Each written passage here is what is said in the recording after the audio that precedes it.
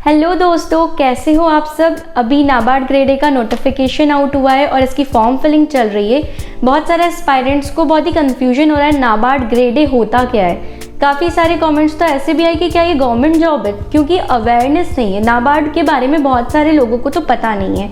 और वहीं हम देखें SBI PO, तो ये काफ़ी अपने आप में बहुत ही फेमस जॉब है, क्योंकि इसका नाम काफ़ी फेमस है, इसका SBI एक ब्रांड है। लेकिन अगर वहीं हम देखें नाबार्ड को, तो नाबार्ड उतना कॉमन नहीं है, मतलब हम सबको पता नहीं होता एक्चुअली, जो एकदम नए नए एस्पायरेंट्स आते हैं कि नाबार्ड होता क्या है। तो सबसे पहले इस वीडियो में देखेंगे कि नाबार्ड है क्या। नाबार्ड एक रेगुलेटरी बॉडी है और एक गवर्नमेंट ऑफ इंडिया के अंडर में आती है। ये एक एपेक्स ऑर्गेनाइजेशन है जो रीजनल रूरल बैंक्स को भी देखती है और ये एग्रीकल्चर और रूरल डेवलपमेंट पे काम करती है। इसका फुल फॉर्म ही होता है national bank for agriculture and rural development. वहीं अगर हम SBI की बात करें तो SBI एक पब्लिक सेक्टर बैंक है, इंडिया का सबसे बड़ा पब्लिक सेक्टर बैंक। इसकी वैकेंसीज काफ़ी ज़्यादा आती है, इसीलिए ये जो SBI PO की एग्ज़ाम होती है ये काफ़ी ज़्यादा अपने आप में फेमस एग्ज़ाम है। इन दोनों का हम कंपैरिजन उस बेसिस पे नहीं कर रहे क्योंकि कंपैरिजन हम ऐसे नहीं कर सकते। आपको जो जॉब मिलेगी आपके लिए तो वही अच्छी है, लेकिन इसका मतलब ये नहीं कि आप नाबार्ड ग्रेड ए की तैयारी ही ना करें।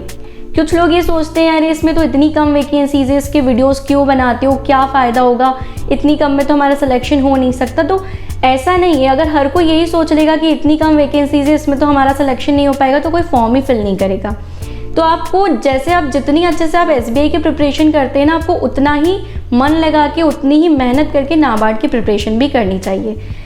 वन बाय वन हम एक एक पॉइंट डिस्कस करेंगे इन दोनों के बारे में। तो सबसे पहले हम शुरुआत करते हैं इनकी रोल और रिस्पॉन्सिबिलिटी से। नाबार्ड में भी जो पोस्ट है वो असिस्टेंट मैनेजर होती है और SBI में भी जो PO होता है वो प्रोबेशन के बाद असिस्टेंट मैनेजर ही बनता है। तो नाबार्ड की बात करें तो इसमें आपका जो रोल होता है वो एक मैनेजरियल रोल होता है और जो मैक्सिमम काम आपका एडमिनिस्ट्रेटिव होता है, क्योंकि यहाँ पर रीजनल ऑफिसर्स होते हैं, कोई पब्लिक डीलिंग नहीं होती नाबार्ड में। तो सबसे बड़ा जो फ़ायदा होता है वो यही है, क्योंकि काफ़ी सारे लोगों को पब्लिक डीलिंग पसंद नहीं होती, वहीं कुछ लोगों को पसंद होती, तो उनके लिए बैंक की जॉब ज़्यादा अच्छी होती है, जिन्हें पब्लिक डीलिंग पसंद है, पब्लिक से इंटरेक्शन करना पसंद है। तो नाबार्ड में ना जनरली रीजनल ऑफिसर्स होते हैं और वहाँ पर आप चीफ जनरल मैनेजर के अंडर में काम करते हैं और आपको उन्हीं को रिपोर्ट करना होता है।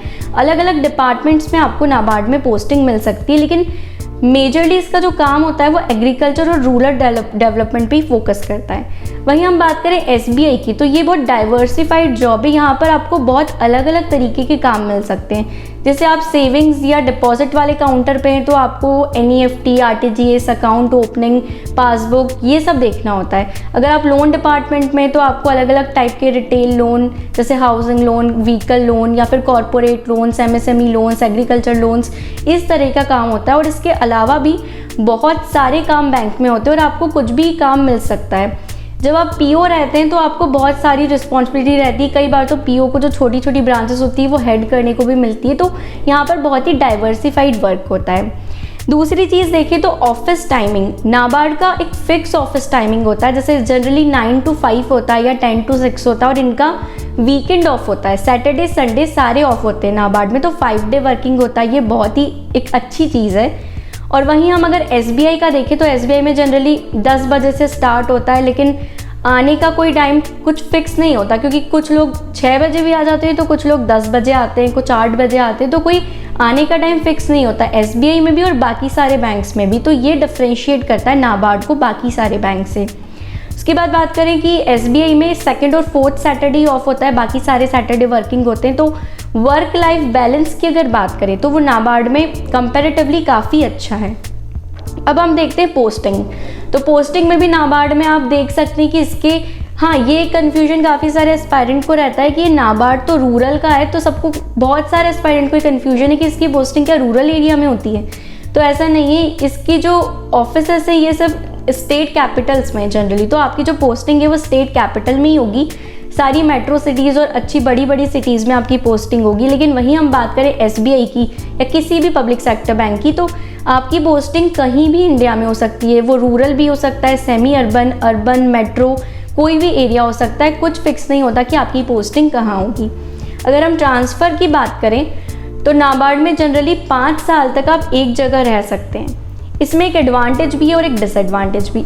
एडवांटेज ये है कि मान लीजिए आपको आपकी पहली पोस्टिंग अगर कोई अच्छी सिटी में मिल गई तो आप 5 साल वहाँ आराम से रह लेंगे। लेकिन मान लीजिए अगर आप कहीं नॉर्थ के हैं और आपको पहली पोस्टिंग साउथ में दे दी तो आपको 5 साल फिर भी वहीं रहना है। फिर जनरली ऐसा नहीं होगा कि आपका जल्दी से ट्रांसफ़र हो जाए, आप चाहें तो आपका ट्रांसफ़र 5 साल के पहले हो जाए, वो थोड़ा मुश्किल होता है नाबार्ड में।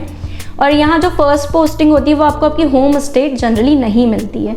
अगर हम वहीं SBI की बात करें तो SBI में जो प्रोबेशन पीरियड होता है उसमें तो काफ़ी फ्रीक्वेंट ट्रांसफ़र्स होते हैं, जैसा कि मुझे पता है SBI में काफ़ी 3-4 बार आपके प्रोबेशन में ट्रांसफ़र हो जाते हैं। उसके बाद भी जो ट्रांसफ़र है वो आपका 3 साल में हो जाता है जनरली। अब दूसरी चीज़ की बात करें तो एक सबसे इम्पॉर्टेंट पॉइंट जो दोनों को बहुत ज़्यादा डिफ्रेंशिएट करता है वो होता है सैलरी एंड अलाउंसेस। तो जो हम CTC की बात करें, ऑलरेडी मैंने नाबार्ड ग्रेड ए का न्यू जॉइनी का जो वीडियो है सैलरी एंड अलाउंसेस का वो शेयर किया हुआ है। उसमें 15 लाख अराउंड इसका CTC बनता है नाबार्ड का, अगर हम सब कुछ देखें, जितनी सैलरी है, अलाउंसेस है, सब कुछ। और ये एट प्रेजेंट है क्योंकि अभी नाबार्ड में सेटलमेंट नहीं हुआ है। सेटलमेंट होने के बाद तो इसकी सैलरी 15 लाख अराउंड है, ये 18 लाख तक आराम से पहुंच जाएगी। वहीं हम बात करें SBI PO की तो इसकी CTC 10 to 12 लाख होती है। तो आप देख सकते हैं कि सैलरी में भी नाबार्ड ज़्यादा अच्छा है, वर्क लाइफ बैलेंस में भी नाबार्ड ज़्यादा अच्छा है, और जो एग्ज़ाम है वो भी नाबार्ड की ज़्यादा टफ होती। तो वो तो जाहिर सी बात है कि जहाँ पर एम्प्लॉयज़ कम होंगे वहाँ पर ज़्यादा अच्छा वर्क लाइफ बैलेंस भी होगा वहाँ। और नाबार्ड में जो सबसे इम्पॉर्टेंट चीज़ है टारगेट वाला, इतना ज़्यादा टारगेट बेस्ड, टारगेट्स तो होते हैं लेकिन जितने पब्लिक सेक्टर बैंक्स में हमें टारगेट वाला वर्क करना होता है उतना नाबार्ड में नहीं होता, क्योंकि नाबार्ड की कोई कंपटीशन वाला कोई और ऑर्गेनाइजेशन नहीं है। नाबार्ड अपने आप में एक यूनिक ऑर्गेनाइजेशन है। लेकिन SBI को देखें तो उसको तो बाकी सारे पब्लिक सेक्टर बैंक उसके कॉम्पिटिटर्स है, तो उसको अपना बेस्ट देना होता है। तो जितना ज़्यादा हमें कंपटीशन रहेगी उतना ज़्यादा वर्क प्रेशर भी रहेगा। उसके बाद हम बात करें प्रमोशन और ग्रोथ अपॉर्चुनिटीज़ की, तो नाबार्ड में पहले ग्रेड A रहता है, फिर ग्रेड B, ग्रेड C, ऐसे करते करते जो हाईएस्ट पोस्ट होती है वो डायरेक्टर की होती है। वहीं हम SBI में देखें तो जो SBI का PO है वो चेयरमैन तक जा सकता है। एक वीडियो हमने इससे रिलेटेड भी बनाया था कि कैसे SBI PO जो है वो MD और चेयरमैन बने बैंक के, तो वो भी आप एक बार जाकर देख सकते हैं। उसके बाद हम अगर वर्क प्रेशर की बात करें तो वर्क प्रेशर तो मैंने आपको बता ही दिया कि कैसे कहाँ पर कितना टाइमिंग होता है। तो आप देख सकते हैं कि नाबार्ड में वर्क प्रेशर तो थोड़ा तो रहेगा ही, लेकिन अगर आप कंपैरिजन करेंगे बैंक PO की जॉब से तो कम रहता है। ऐसा नहीं कि बिल्कुल नहीं रहता नाबार्ड में भी वर्क प्रेशर थोड़ा बहुत तो रहेगा। लेकिन अगर SBI की बात करें तो SBI में काफ़ी ज़्यादा वर्क प्रेशर होता है, और बाकी पब्लिक सेक्टर बैंक्स की बात करें तो वहाँ भी वर्कलोड तो होता है, क्योंकि पब्लिक डीलिंग जहाँ है वहाँ वर्कलोड होगा। तो ये कुछ पॉइंट्स थे दोनों से रिलेटेड जो मैंने आप सभी के साथ यहाँ शेयर किए हैं। और इसका मतलब ये नहीं कि हम इनमें कंपैरिजन करें, लेकिन इन दोनों के बारे में एग्जैक्ट जिनको जानकारी नहीं होती है उनके लिए मैंने एक एक पॉइंट्स आपको बताए हैं।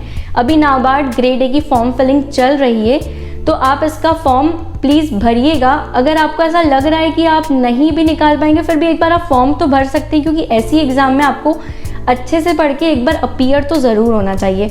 अगर आप नाबार्ड ग्रेड A की प्रिपरेशन करना चाहते हैं तो आप anujjindal.in की वेबसाइट पर जाकर चेक कर सकते हैं, और वहाँ पर आप हमारा कूपन कोड JAN45 यूज़ करेंगे तो आपको एडिशनल 5% डिस्काउंट भी मिलेगा। तो उसकी लिंक भी मैं डिस्क्रिप्शन में शेयर कर दूँगी, आप एक बार ज़रूर चेक करिएगा। Thank you so much for watching this video and don't forget to like, share and subscribe our YouTube channel. Thank you so much.